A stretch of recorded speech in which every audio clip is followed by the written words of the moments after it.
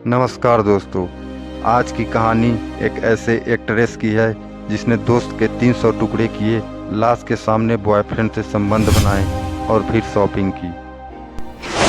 आखिर क्यों और क्या है पूरी कहानी, आइए शुरू करते हैं। मैसूर के एक क्रिश्चियन परिवार में जन्मी मारिया मोनिका बचपन से ही नाच गाने में अव्वल थी। पिता कंस्ट्रक्शन फर्म में काम करते थे, जबकि चाचा नगर निगम के कर्मचारी थे। स्कूल के कल्चरल प्रोग्राम में बढ़ चढ़कर हिस्सा लेते हुए मारिया ने हीरोइन बनने का ख्वाब देखा था, लेकिन परिवार इसके खिलाफ था। जब घर वाले शादी का दबाव बनाने लगे तो एक रोज मारिया ने मैसूर स्थित अपना घर छोड़ दिया और बेंगलुरु आकर बस गई। बेंगलुरु में लगातार प्रोड्यूसर के दफ्तरों के चक्कर काटते हुए उन्हें कन्नड़ सिनेमा में जगह मिल गई। कुछ छोटे मोटे रोल के बाद मारिया को साल 2002 में कन्नड़ सिनेमा में बड़ा ब्रेक मिला। उन्हें बतौर लीड फिल्म जूट में काम मिला। फिल्म के लिए उन्हें सराहना तो मिली, लेकिन फिल्म फ्लॉप रही। इस एक काम के बाद उन्हें चंद और फिल्मों में छोटी मोटी भूमिकाएं मिलने लगी, लेकिन मारिया रीजनल सिनेमा में नहीं बल्कि पूरे भारत में पहचान बनाना चाहती थी। जब कन्नड़ सिनेमा में उन्हें काम मिलना कम हुआ तो उन्होंने मुंबई का रुख किया। मारिया अक्सर ऑडिशन देने मुंबई जाया करती थी। एक दिन ऑडिशन के सिलसिले में मारिया की मुलाकात नीरज ग्रोवर से हुई।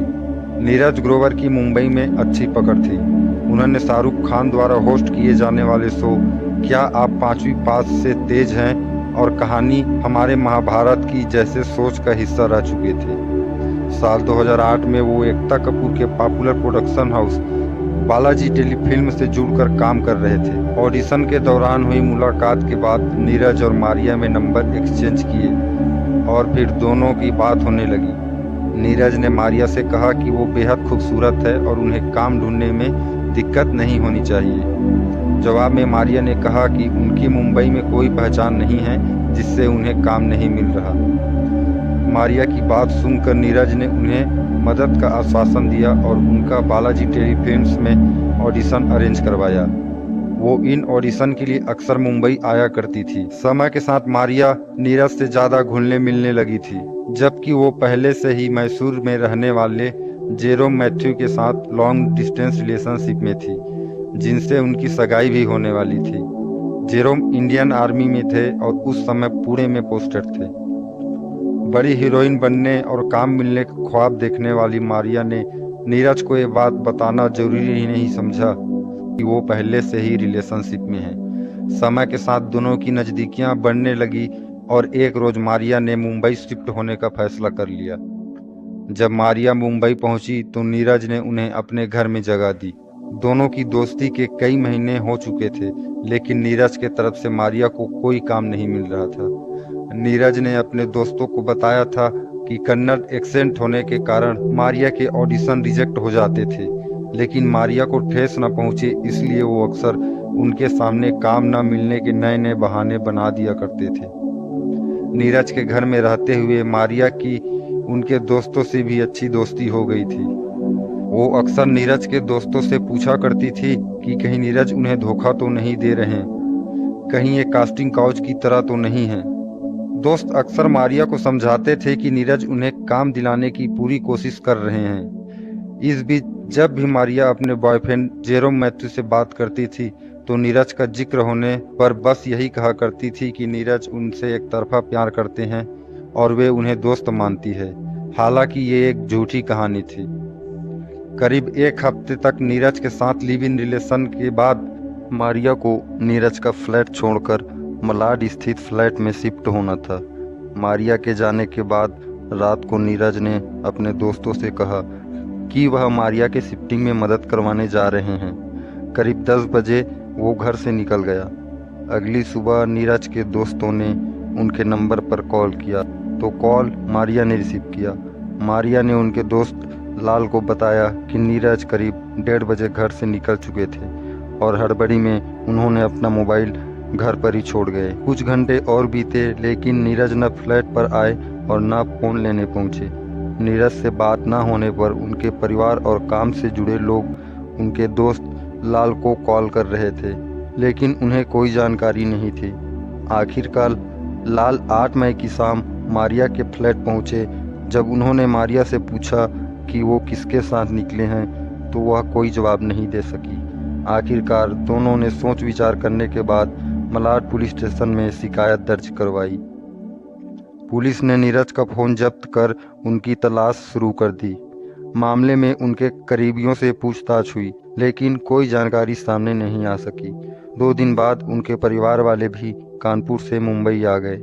चंद दिन 2 हफ्तों में बदल गए, लेकिन नीरज की कोई खबर नहीं थी। उनके परिवार वालों ने उनके पोस्टर छपवाए, जिसमें पता बताने वाले को इनाम देने की घोषणा की गई, लेकिन उससे भी कोई फायदा नहीं हुआ। रिकॉर्ड से सामने आया कि 8 मई की शाम को नीरज के फ़ोन पर एक कॉल आया था, जिसे चंद सेकंड के लिए रिसीव किया गया था। मोबाइल नेटवर्क टावर के रिकॉर्ड मिलने के बाद पुलिस का पहला शक मारिया पर गया, क्योंकि शिकायत से पहले तक नीरज का मोबाइल मारिया के पास ही एक्टिवेट था। पुलिस ने मारिया को शक हुए बिना उनके खिलाफ छानबीन शुरू कर दी। जब मारिया के कॉल रिकॉर्ड निकाले गए तो नतीजे चौंका देने वाले थे। 8 मई से 20 मई तक मारिया और उनके बॉयफ्रेंड जेरोम मैथ्यू के बीच 1000 कॉल हुए थे। यह कोई आम बात नहीं थी। कॉल रिकॉर्ड और जेरोम के उस रात मुंबई में ही होने पर पुलिस का मारिया पर शक और पुख्ता हो गया। इसी सिलसिले में मारिया और उनके बॉयफ्रेंड जेरोम मैथ्यू को पूछताछ के लिए बुलाया गया। मारिया ने बयान में वही कहानी बताई जो उन्होंने पहले बताई थी। वहीं जेरोम ने कहा कि वो आर्मी ट्रेनिंग के सिलसिले में मुंबई आया हुआ था। पुलिस ने आर्मी सेंटर से जेरोम के बयान को कंफर्म नहीं किया, हालांकि उन्होंने शक की बिना पर जांच जारी रखी। जब मारिया की बिल्डिंग के सिक्योरिटी गार्ड से पूछताछ की गई तो उसने चौंका देने वाला खुलासा किया। सिक्योरिटी गार्ड ने उन्हें बताया कि 8 मई की शाम को मारिया और उनका बॉयफ्रेंड मैथ्यू कुछ बैग में भारी सामान ले जाते दिखे थे। इस बात से पुलिस का शक यकीन में बदल गया। सबूत इकट्ठा करते ही पुलिस ने सबसे पहले मारिया की गिरफ्तारी की। मारिया लगातार अपने बयान बदलती रही, लेकिन जब सख्ती की गई तो वह टूट गई। मारिया ने जो खुलासे किए वो सुनकर हर कोई हैरान था। मारिया ने इकबाले जुर्म कर बताया कि 8 मई को ही नीरज ग्रोवर की हत्या कर दी थी। दरअसल मारिया ने 7 मई को नीरज को शिफ्टिंग में मदद करने के लिए बुलाया था।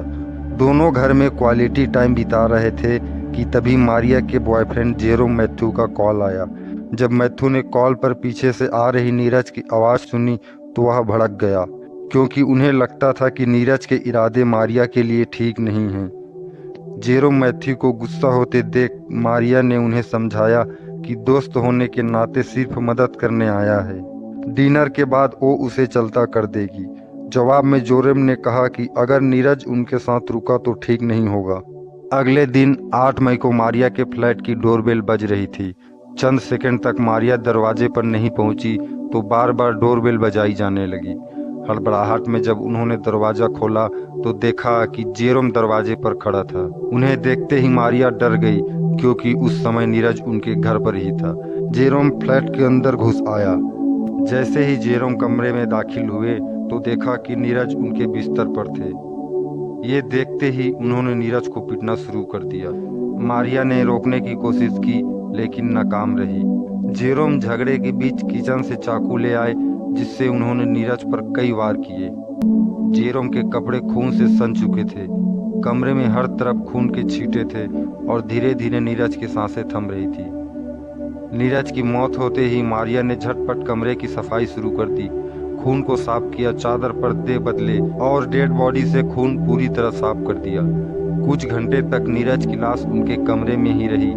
इस दौरान मारिया और जेरोम ने कई बार उसी कमरे में शारीरिक संबंध बनाए जहां लाश थी। कुछ समय बाद दोनों नजदीकी शॉपिंग मॉल गए, जहां से उन्होंने पॉलीबैग और धारदार चाकू खरीदे। घर लौटकर दोनों ने मिलकर लाश के 300 टुकड़े किए। शाम करीब 4 बजे दोनों सभी टुकड़ों को लेकर आम गांव की तरफ निकले। रास्ते से पेट्रोल खरीदा और सुनसान जगह ढूंढकर बैग में पेट्रोल डालकर आग लगा दी। जिस समय दोनों लाश के टुकड़े ठिकाने लगाने निकले थे, उस समय नीरज का फोन मारिया की जींस की जेब में था।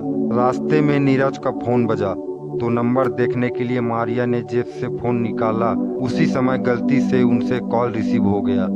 हत्याकांड का खुलासा होने के बाद मारिया को सबूत छिपाने और हत्या करने में भागीदार होने पर 3 साल की सजा सुनाई गई, जबकि जेरू मैथ्यू को 10 साल की सजा हुई।